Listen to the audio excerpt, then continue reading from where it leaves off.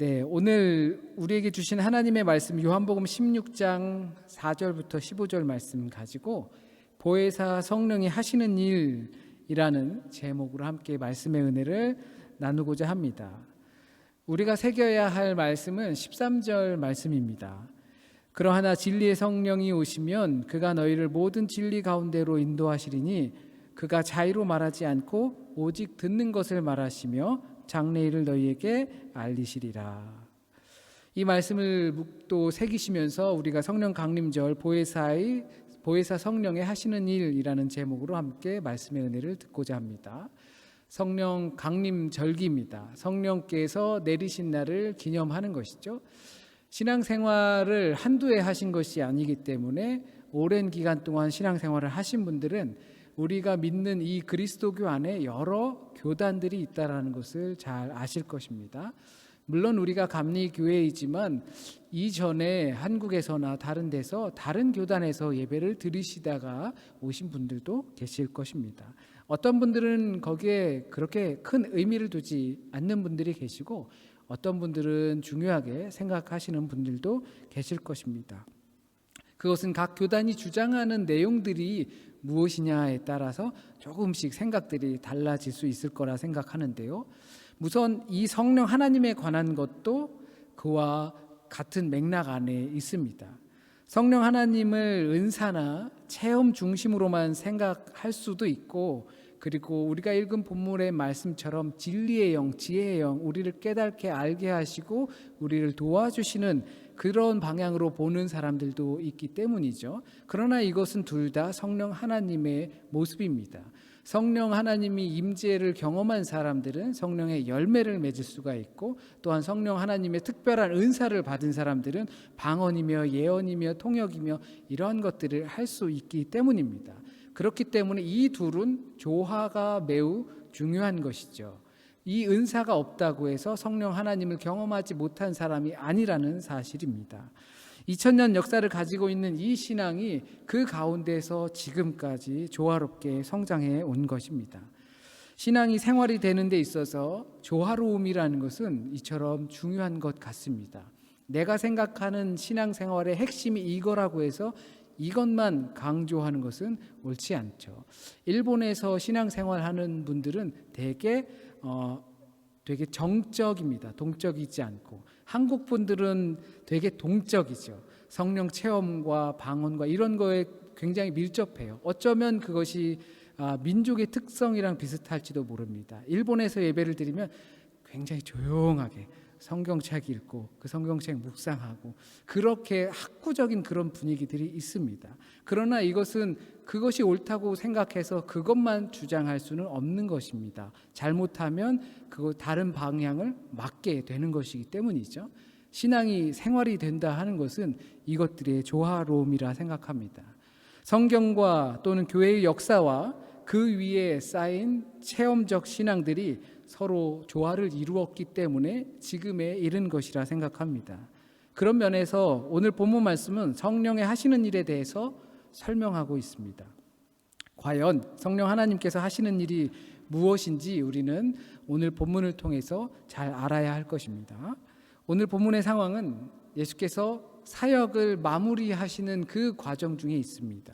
십자가의 이야기를 하시고 이제 홀로 남겨질 제자들을 향해서 보혜사 성령님이 너희에게 임할 것이다 라는 말씀을 하시는 겁니다.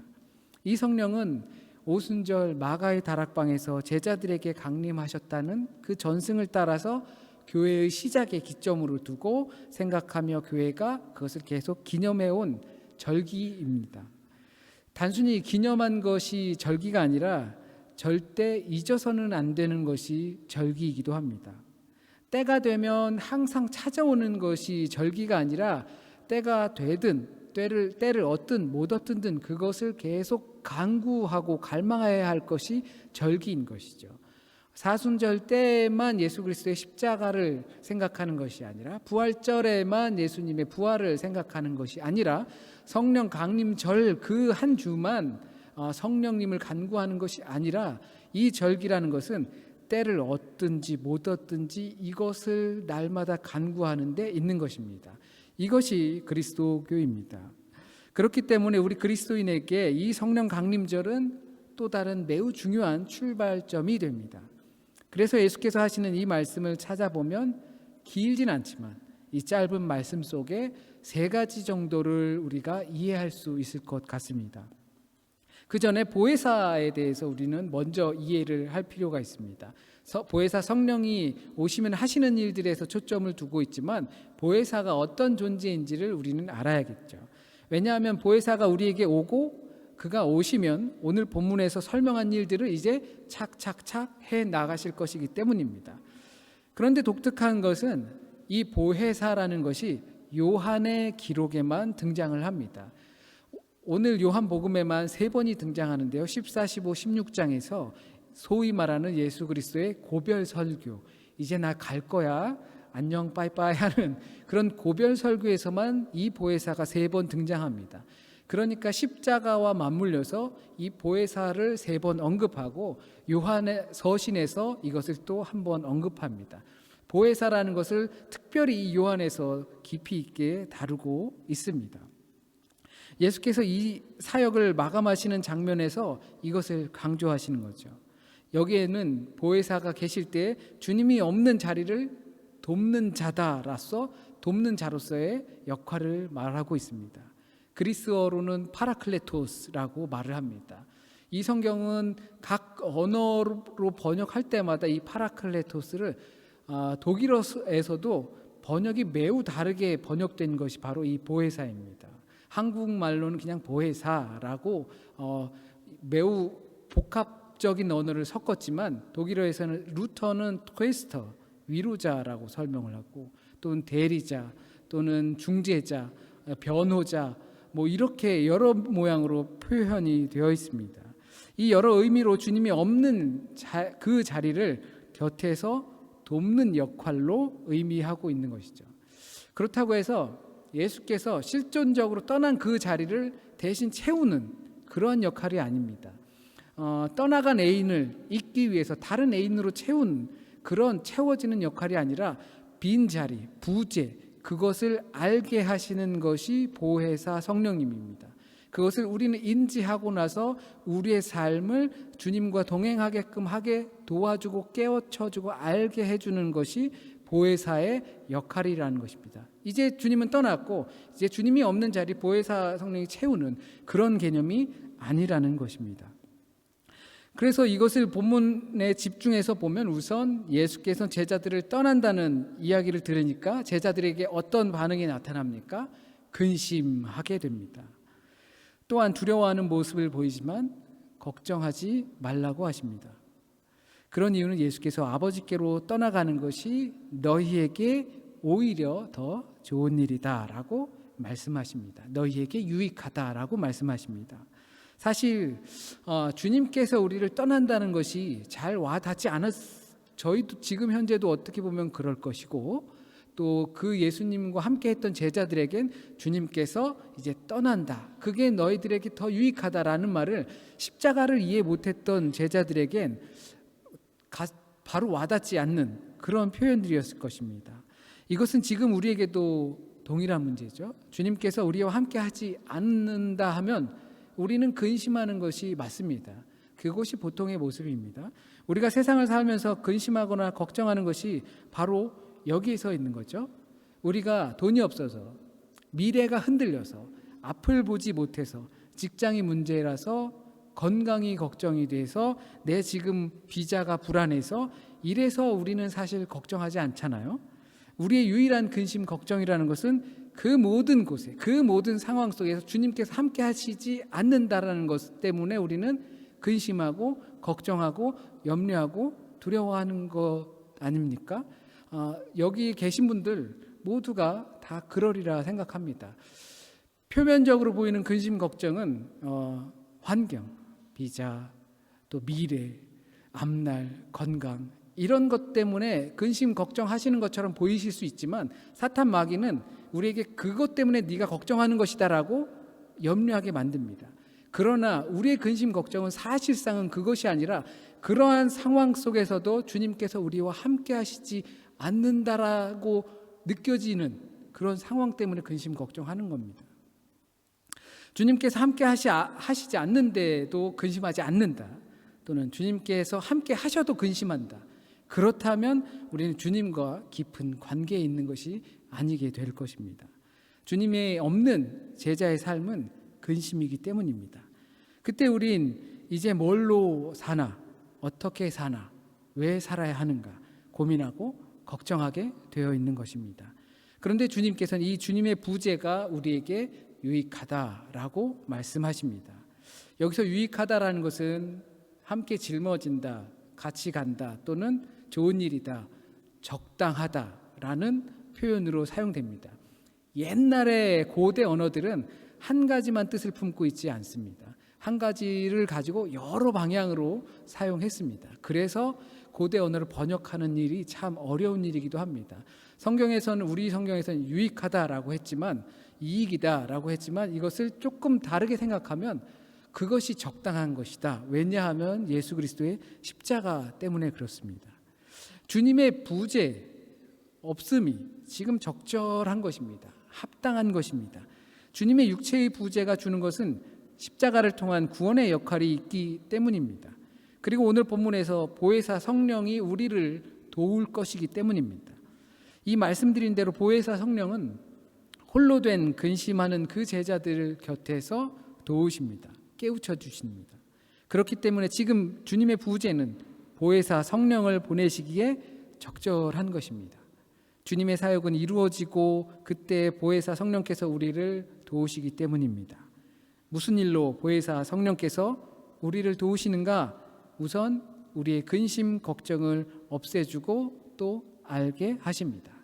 주님의 부재를 느끼지만 그 주님의 부재를 이해하게 되는 것입니다. 구체적인 말들로 성경은 책망한다라고 표현하고 있습니다. 우선 보혜사 성령께서 오시면 책망하시는데 이 세상을 향해 책망하십니다. 이 세상이라는 단어도 코스모스, 우주 이런 뜻인데요. 요한에서 아주 압도적으로 많이 사용하는 단어가 이 세상입니다. 하나님이 세상을 이처럼 사랑하사 독생자를 주셨습니다. 세상을 이처럼 사랑해서 독생자를 주셨는데 보혜사 성령께서 오시면 이 세상을 책망하시겠다라고 하십니다. 너무나 상반되는 상황이죠. 하나님께서 세상을 사랑하시지만 그 세상을 책망하십니다. 그것이 바로 책망의 이유가 되기도 합니다. 성령을 통하여서 세상을 책망하시는데 그것들은 8절에서 말씀하고 있습니다. 죄에 관해서 책망하시고 의에 관해서 책망하시고 심판에 관해서 책망을 하십니다. 책망, 곧 그들이 죄와 의와 심판에 대해서 바르게 깨달도록 하시는 것입니다. 우선 죄에 대해 책망하신다는 것은 세상이 예수를 믿지 않기 때문에 그런 것입니다.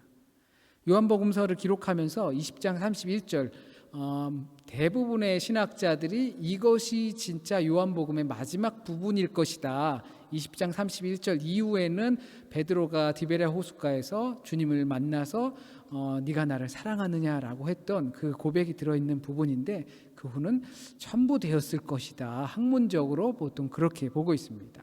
그래서 20장 31절에 영생이 너희 안에 있다라고 하고 계십니다. 지난주의 말씀처럼 요한일서 5장 13절의 말씀에서도 너희에게 영생이 있음을 알게 하려 함이라라고 말씀하셨던 것입니다. 이것이 하나님께서 우리에게 요구하시는 것입니다. 그러나 세상이 그것을 하지 않은 것이죠. 하나님의 우리 세상을 향한 요구는 독생자 예수를 믿는 것입니다.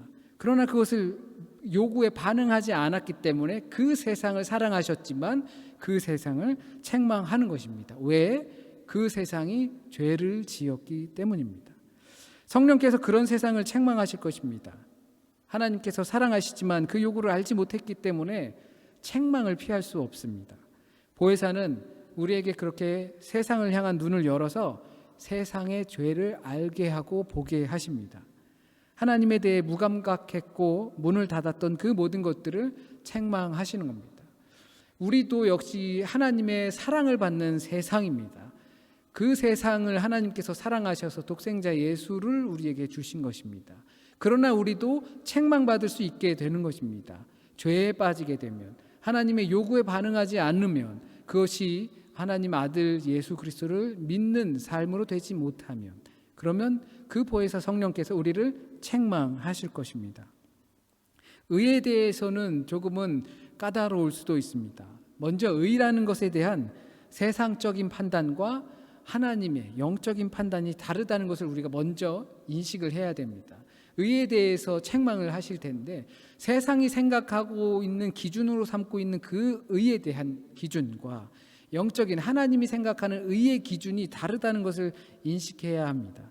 세상의 사랑과 하나님의 사랑이 다르다는 것을 인식해야지만 우리가 사랑하면서 살아가는 것이 어떤 것인지 아는 것과 같은 것입니다.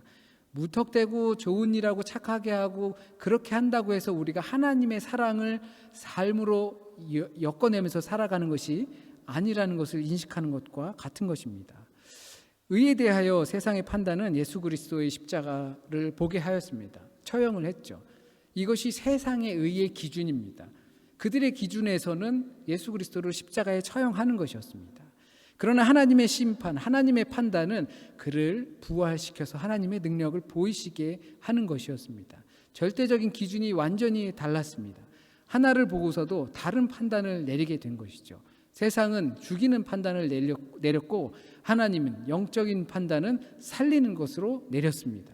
그렇기 때문에 그 참 생명, 영원한 생명이 예수 그리스도의 안에 있다는 것을 우리는 믿게 되는 것입니다. 예수 그리스도의 죽음과 부활은 곧 하나님의 의지가 어디에 있느냐, 하나님의 계획이 어디에 있느냐, 하나님의 방식이 무엇이냐라는 데에 있습니다. 하나님께서 생각하는 의가 무엇인지 우리에게 말씀해 주고 계십니다. 그래서 의에 대한 세상을 책망하십니다. 하나님께서는 예수 그리스도의 안에서, 그 예수 그리스도 안에서 자기의 요구들을 다 보여주셨습니다. 그리고 예수께서는 그것을 신실하게 임하여 주셨습니다. 그것은 바로 하나님의 자기 계시입니다. 하나님께서 자신을 예수 그리스도 안에서 나타내 보여주신 것이고 알게 하시고 깨닫게 하신 것입니다. 그러므로 하나님의 의라는 것은 예수 그리스도 안에서 모든 것이 성취되는 것입니다. 그러므로 그를 믿지 않는 것이고 하나님의 의를 거절하는 케이스가 되는 것이죠. 또한 이 세상의 불의를 드러내시고 책망하시고 죄를 심판하십니다. 세상의 임금도 그 심판을 받습니다. 세상이 생각하는 의가 불의한 것처럼 세상이 하는 심판도 역시 불의한 것입니다. 이 세상이라는 것을 우리 말고 바깥 세상이라고 생각하시면 안 됩니다. 피조된 모든 것들을 뜻하고 거기에 얽매이기 원하는 그리스도인이 있다면 그것도 역시 세상에 속하는 것입니다. 내가 세상에 속하고자 하느냐 아니면 영에 속하고자 하느냐, 그것에 있습니다. 그렇기 때문에 세상이 하는 심판은 불의하게 되는 것입니다. 비록 우리가 세상의 몸을 가지고서 판단하고 심판할 수 있지만 그것이 하나님의 판단이 되면 그것은 하나님의 판단에 이끌려 가게 되는 것입니다. 그것이 예수 그리스도의 십자가와 부활로 인해서 이 세상의 심판이 무력하다는 것을 보혜사 성령께서 책망하시는 것입니다. 너희들의 심판이 잘못됐다. 세상 임금이 심판받는다라는 것은 바로 죄에 사로잡혀 있는, 사탄에게 사로잡혀 있는 결과들을 뜻하는 것입니다. 그가 심판받았다라는 것입니다. 왜냐하면 예수 그리스도께서 십자가에 달려서 모든 죄를 사하시기 위하여 우리를 위해 피 흘려 주셨기 때문입니다. 그렇기 때문에 사탄은 실패할 수밖에 없습니다. 죄를 드러내고 지적하는 이 성령의 활동은 교회를 통해서, 그리고 교회의 증언, 교회의 선포, 행동, 내적인 외적인 삶을 통해서 발생하게 됩니다. 그러므로 교회 안에서 행하시는 일은 진리의 영입니다. 진리의 영으로서 교회를 통해서 행하십니다. 보혜사 성령이 세상 가운데 오셨을 때 의에 대하여, 죄에 대하여, 심판에 대하여 포괄적으로 심판하시지만 또한 교회에 임하셔서 교회에 믿는 그리스도인들을 통하여서 진리의 영으로 선포하십니다.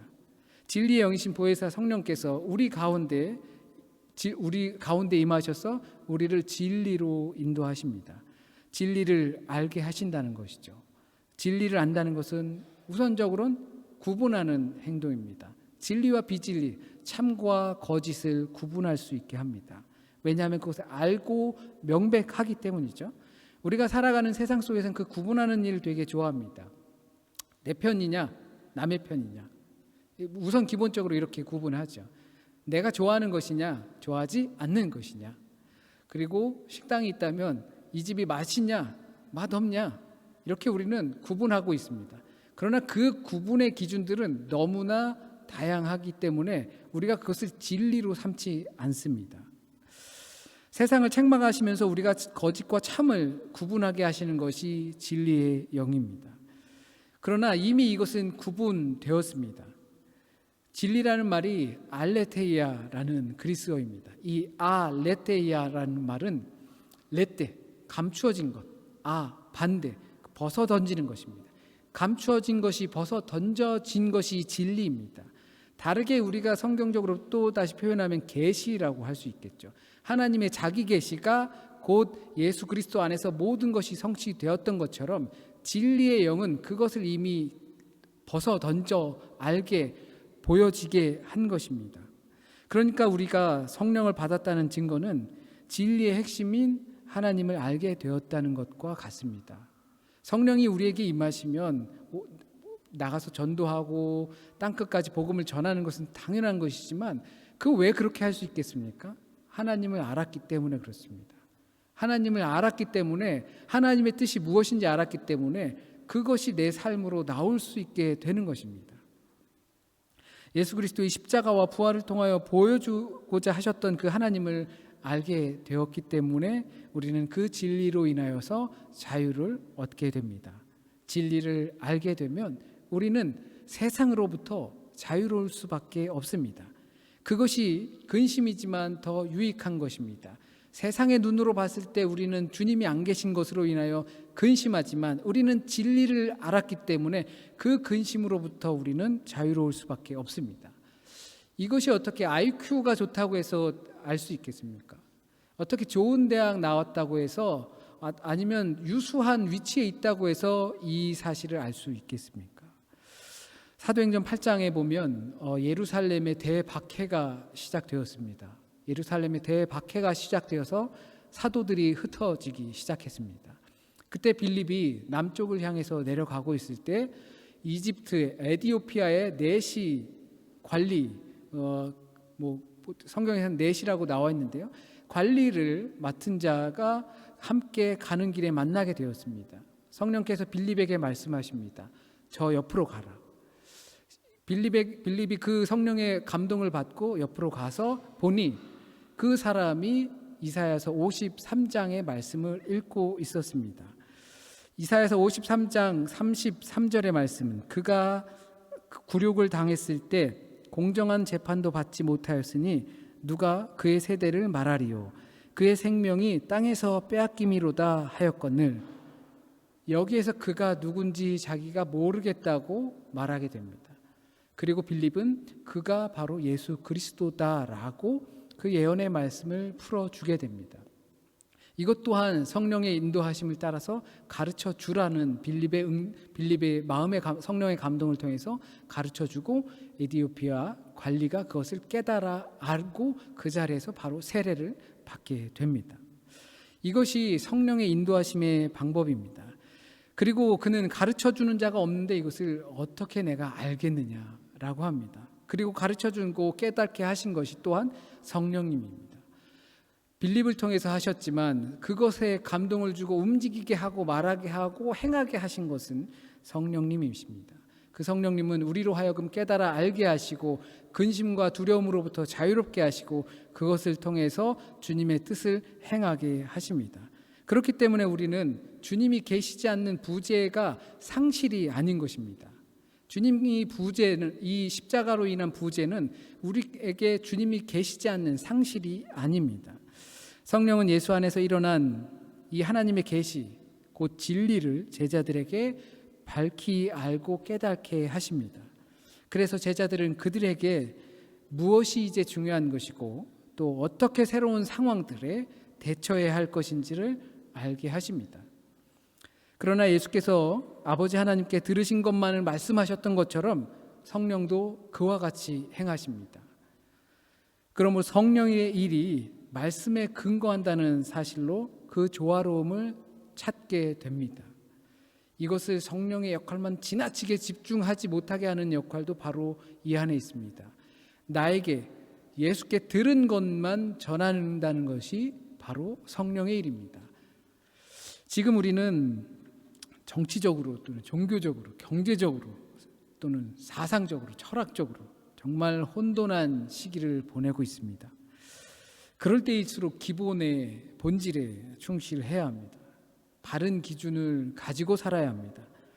그리스도인들은 하나님의 마음이 무엇인지, 예수 그리스도의 십자가와 부활이 무엇을 의미하는지, 보혜사 성령께서 우리에게 오셔서 무슨 일을 하시는지, 주님의 부재는 근심이 되지만 어떤 일을 하실지, 상실이 아니라는 사실을 어떻게 알게 하실지, 우리를 도우시며 때로는 우리를 위해 탄식하시고 하나님의 거부하는 이 세상을 책망하시어 진리를 바르게 알게 하시는 그 보혜사 성령님을 우리가 잘 알아야 합니다. 그 보혜사 성령님은 분열하게 하시는 분이 아니라 덮어주고 때로는 치료해 주시고 안아주시고 또한 위로해 주시고 도와주시고 따뜻하게 해주시는 그와 같은 성령님임을 저는 믿습니다. 저와 여러분이 이 성령 강림 절기, 때로는 복잡할 수 있고 힘들 수 있는 이 시기 가운데에서 성령 하나님께서 우리에게 상실이 아닌, 주님께서 여전히 함께 하시고 주님께서 우리와 함께 하심으로 우리가 일하게 하시는 그러한 능력이 우리에게 있다라는 것을 깨달아 알게 하시는, 그래서 근심으로부터 자유롭고 두려움으로부터 자유롭고 염려와 걱정으로부터 자유롭게 하시는 그것을 경험하고 체험할 수 있기를 진심으로 소원합니다.